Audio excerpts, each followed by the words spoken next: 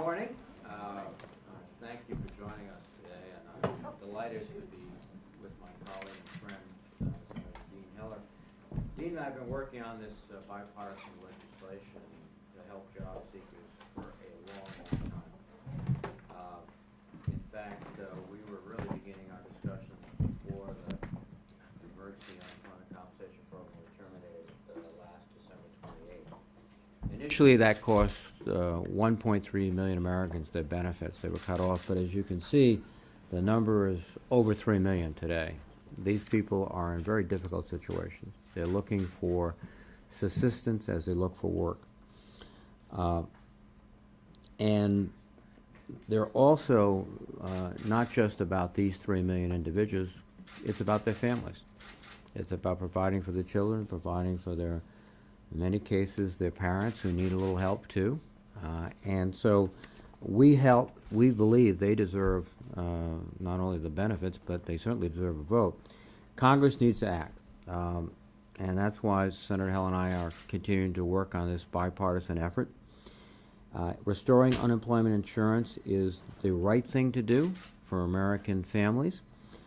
It's a smart step too, because it will provide sort of resources that will help stimulate demand throughout the economy, particularly in those states like Rhode Island and Nevada that continue to see very high unemployment rates. And the nation as a whole sees substantially higher long-term unemployment rates. Now, there are a lot of our colleagues in Congress who don't want to act, and we've heard lots of excuses. First, they've said, well, unemployment insurance, long-term unemployment insurance particularly, is a disincentive to work. But academics and economists across the spectrum, the right, left, have said, no, that's not the case. So they offered additional reasons. They said it has to be offset. So Senator Heller and I and our staffs working found offsets to pay for it. And then they claimed, well, it's offset and it provides needed benefits and it helps stimulate the economy, but it can't be administrated very well. It's too complicated. Then the Secretary of Labor, Secretary Paris, spoke up and said, listen, he's going to do all he can to make this work, and he can make it work. And Tom Paris was the administrator of these programs in Maryland, so he knows what he's talking about. And then the House said, well, we need job creation attached to it. And we said, well, it's interesting because as we look at the economic projections, providing long-term unemployment benefits, most economists agree, will generate about 200,000 extra jobs. So unemployment compensation is in itself a job creator.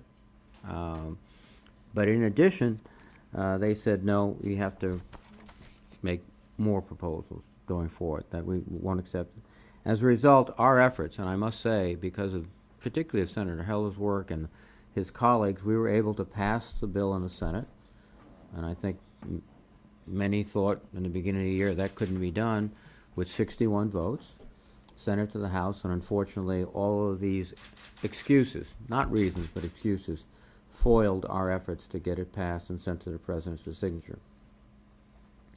So we're beginning again, because I believe that these Americans who are looking for work need the help, and our economy needs the stimulation, the demand increases that we could generate.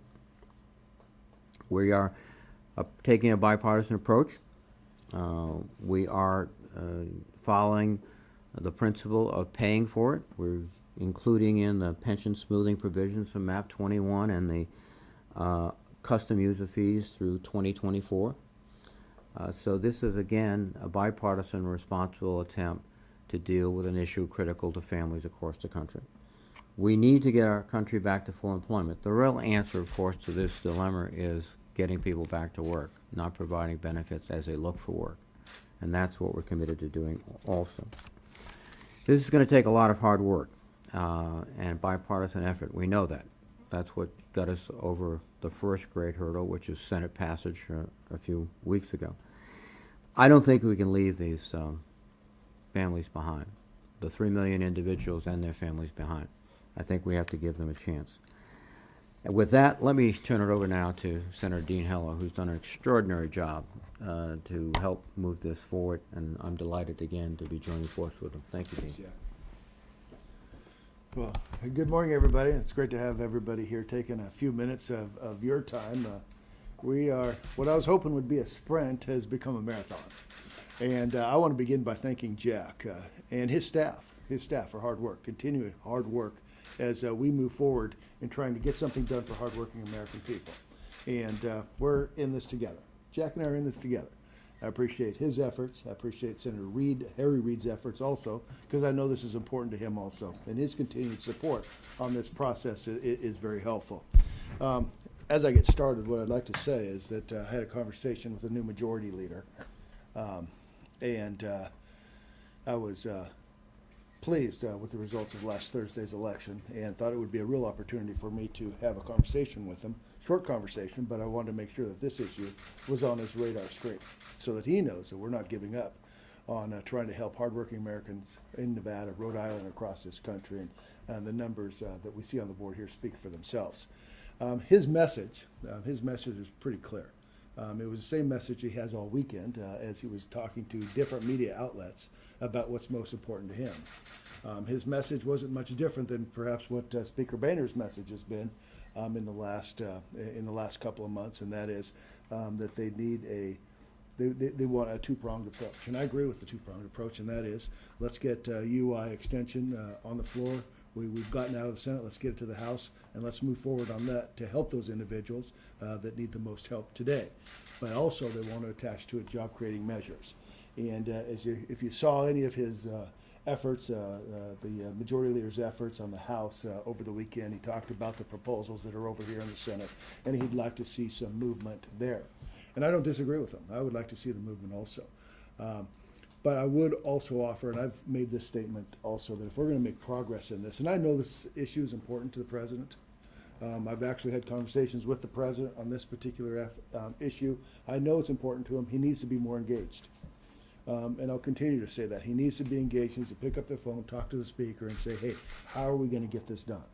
And I think that would go a long ways in order for us to push and to, one, create jobs, stimulate the economy, and to help those that need the most help, those individuals that are looking hard for work in Nevada. I'm concerned. I want this legislation to move forward. I appreciate Jack's effort. We've been working together hard on this for months, and we're going to continue to work hard. We're in this for the long run, however long it takes to make sure that Americans that need this help get the help that they need. Needless to say, it's not going to be easy. Continue to not be easy unless we can get more engagement from the administration in this process, talk to leadership on the other side. I think this can get done. I know Jack believes that this can get done. I believe that this can get done. It's going to take more sides working together, trying to solve this problem, creating the atmosphere that we need here in this country to create jobs, stimulate the economy, move things forward, and at the same time help those that need the help. Like I said, these numbers don't lie. We continue to push hard. I'm concerned with going into the summer months. Jack and I had a brief conversation about that. Back in the West, where distances are much greater than perhaps east of the Mississippi, with rising gasoline prices, the impact that it has on a state like Nevada. As you know, entertainment and bringing individuals in from LA, from Phoenix, from Salt Lake into the state of Nevada with higher gas prices, there's reason to be concerned. So I'm concerned about what kind of impact that will have on the state of Nevada as we move forward. Is it going to exacerbate the problems we have today, or are we going to continue to be able to move this economy forward and move unemployment insurance forward so that if, in fact, there's a fluctuation in the rate of employment in the state of Nevada, that we'll be prepared. I want to be prepared. I want Nevada to be prepared. I want Washington to be prepared for any changes in economic changes going through this summer and through the remainder of the year. We'd like to do more. Jack and I would like to do more. We would love to have this thing go through the end of the year. We would love a one-year extension so that we wouldn't be back here even if this passes 6 months from now having the same conversation all over again. But we're both of the understanding that nothing's going to happen unless this is paid for. And right now we have a 5-month pay for, so it'll be moving forward, prospective. We would have like to look retroactive at it, but it was very, very different. I just think in the environment that we have today, that we certainly wouldn't be able to pass a retroactive unemployment insurance expansion. So anyway, we're doing the very best we can, working together. Again, Jack, thank you. Thank you to your staff for their hard work, working with my staff, trying to put this proposal together, and again to Harry for his continued support on this also. I spend time in the House working to move this forward. Congressman Lobiondo, I know he's interested. Pete Session has expressed his interest. I think Congressman Heck has signed the letter with Lobiondo trying to push this message and this issue forward. I want to thank Sandy Levin. Have had conversations with Congressman Levin, my former chairman on Ways and Means, for his hard work and effort on this behalf. So there is interest in the House. I don't want to send the message or to portray that only on the Senate do we have the votes and that there's interest. There is interest in the House, and I continue to try to gauge that and able to do so from time to time when I spend my time on the House side. So there is interest. I think we can get something done. Jack and I, as I said, we're in here for the long run, and I believe getting something done is what's best for America, and will move this country forward. So anyway, thank you, and we'll open it up for questions. I should point out, though, first that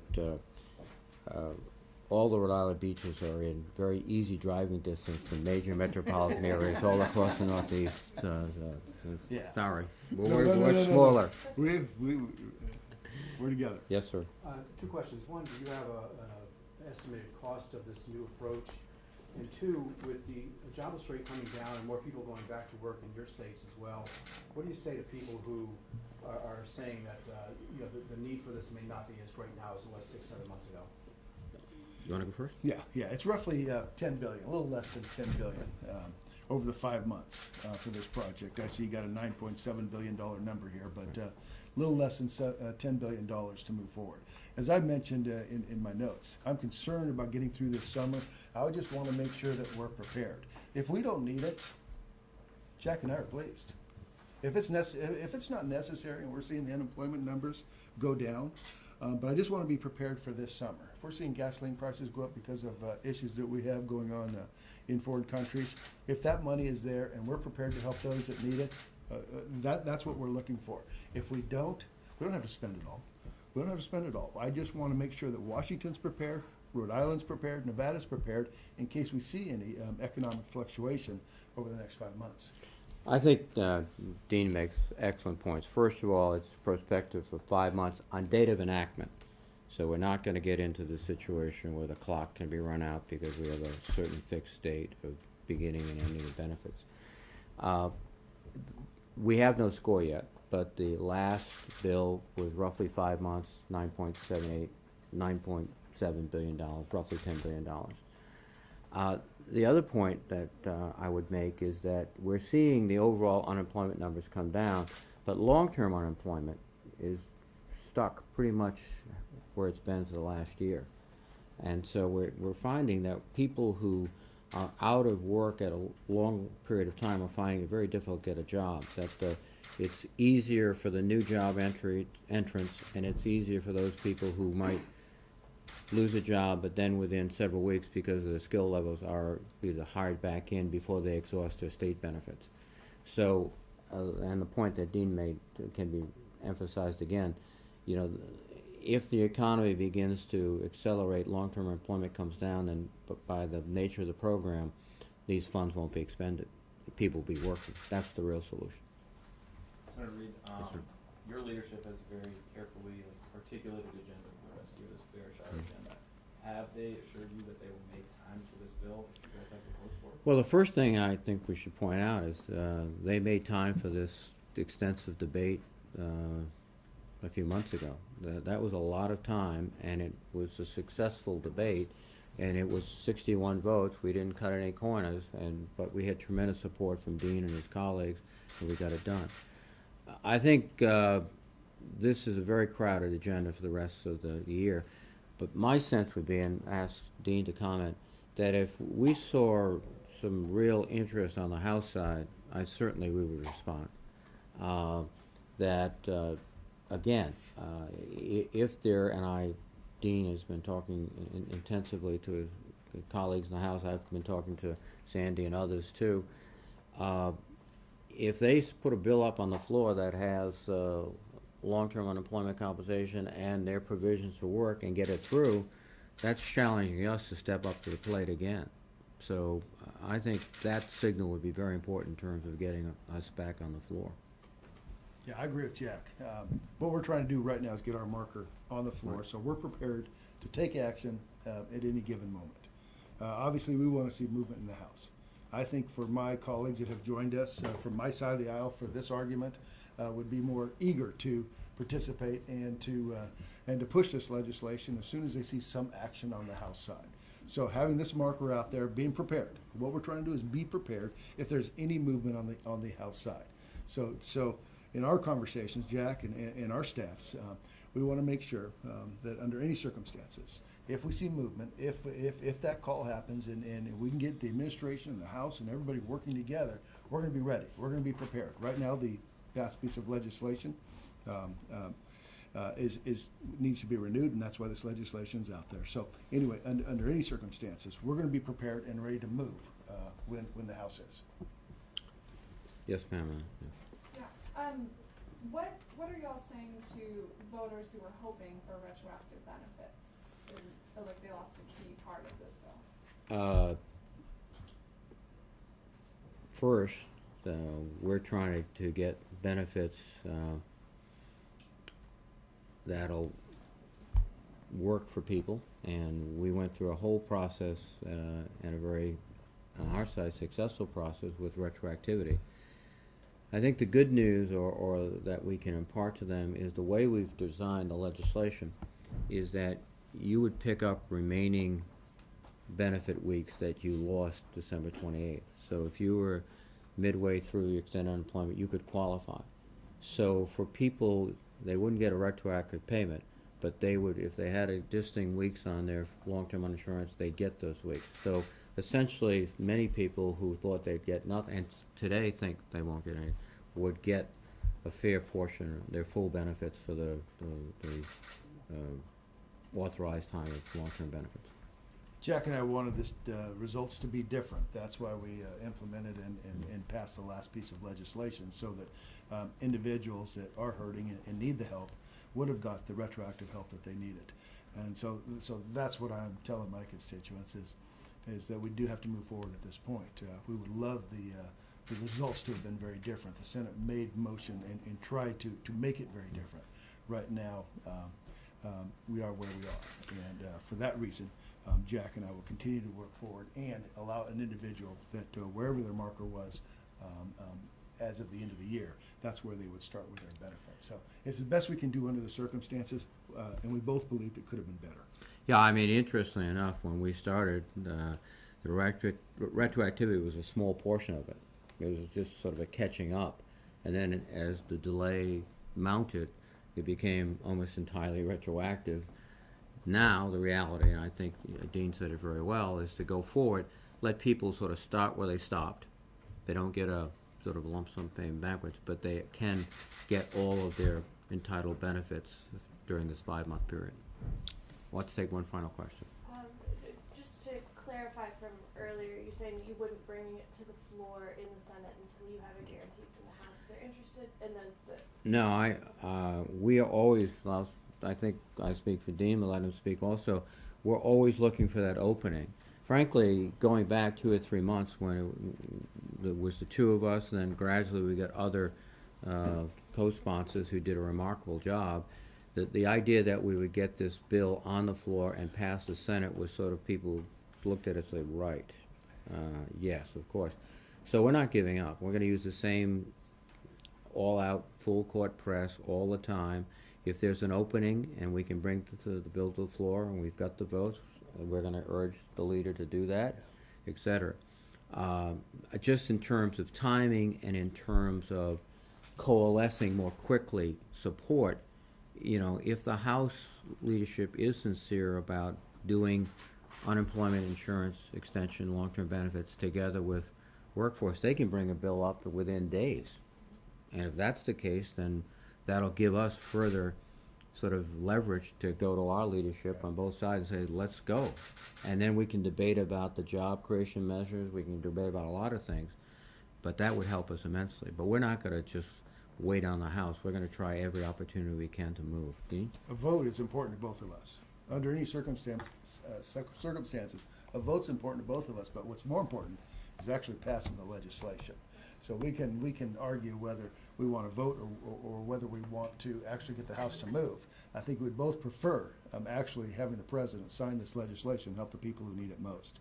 So we're not lobbying against having a vote. What we're lobbying for is to get a piece of legislation actually passed and given to the president. Thank you very Thank much. you. Thank you. Thank you.